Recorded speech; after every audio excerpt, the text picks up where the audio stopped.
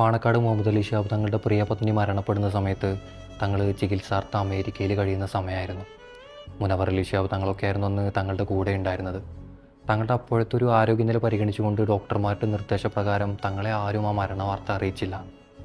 അന്ന് ഇന്നത്തെ പോലെ സാമൂഹ്യ മാധ്യമങ്ങളൊന്നും അത്ര സജീവമല്ലാഞ്ഞിട്ട് പോലും പത്രങ്ങളിലൂടെയും മറ്റുമൊക്കെ ആയിക്കൊണ്ട് ബീവിയുടെ മരണ വാർത്ത ലോകം മൊത്തം അറിഞ്ഞപ്പോഴും ബീവിക്ക് അത്രമേൽ പ്രിയപ്പെട്ട തങ്ങൾ മാത്രം ആ വാർത്ത അറിഞ്ഞിട്ടുണ്ടായിരുന്നില്ല.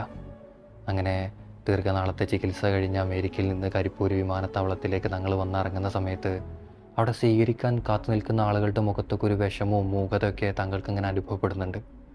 അവിടെ നിന്ന് കാറ് കയറി പാണക്കാട് കൊടപ്പനക്കൽ തറവാടിൻ്റെ മുറ്റത്ത് തങ്ങൾ വന്നിറങ്ങുമ്പോൾ ആ മുറ്റം നിറയെ ആളുകൾ നിറഞ്ഞിട്ടുണ്ട്. മുസ്ലിം ലീഗിൻ്റെ നേതാക്കന്മാരും നാട്ടുകാരുമായിട്ടുള്ള പലരും.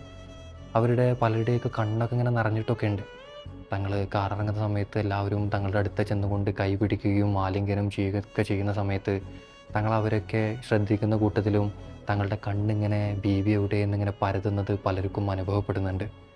അങ്ങനെ തങ്ങളെയും കൊണ്ട് പൂമുഖത്തേക്ക് കയറുകയാണ്. പൂമുഖത്തുള്ള തങ്ങളുടെ കസേരയിൽ ഇങ്ങനെ തങ്ങളിരിക്കുമ്പോൾ ചുറ്റും നേതാക്കന്മാരായിട്ടുള്ള ആളുകളൊക്കെ ഇങ്ങനെ വട്ടത്തിലുണ്ട്. ആർക്കും തന്നെ ബീവിയുടെ മരണ വാർത്ത തങ്ങളോട് പറയാനുള്ള ധൈര്യം ഉണ്ടായിരുന്നില്ല.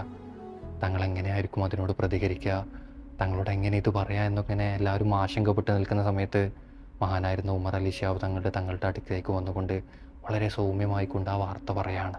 ഇക്ക, മുനവർ അലിയുടെ ഉമ്മ, അങ്ങയുടെ ഭാര്യ അല്പ ദിവസങ്ങൾക്ക് മുമ്പ് അള്ളാഹുവിൻ്റെ വിളിക്ക് ഉത്തരം നൽകിക്കൊണ്ട് യാത്രയായിരിക്കുകയാണ്. തങ്ങൾ ഒരു നിമിഷത്തെ നിശബ്ദതയ്ക്ക് ശേഷം ആത്മവിശ്വാസം വീണ്ടെടുത്തുകൊണ്ട് വളരെ പക്വതയോടെ അവിടെയുള്ള ആളുകളെല്ലാം ചേർത്തുകൊണ്ട് ആ നിമിഷം തന്നെ ബീവിക്ക് വേണ്ടി പ്രാർത്ഥന നടത്തുകയാണ്. അവിടെ കൂടി എല്ലാവരും ആ പ്രാർത്ഥനയ്ക്ക് ആമീൻ പറയുകയും ചെയ്തു. അങ്ങനെ ആളും ബഹളവും തിരക്കൊക്കെ ഒന്ന് ഒഴിഞ്ഞ സമയത്ത് പാണക്കാട് ജുമാ മസ്ജിദിൻ്റെ ഖബർസ്ഥാനിലേക്ക് തങ്ങളിങ്ങനെ നടന്നു നീങ്ങി. കടലുണ്ടിപ്പുഴയോരത്തെ ആ ഖബർസ്ഥാനിൽ പ്രിയപ്പെട്ടവളുടെ ഖബറിന് മുമ്പിൽ തങ്ങളിങ്ങനെ നിൽക്കുകയാണ്.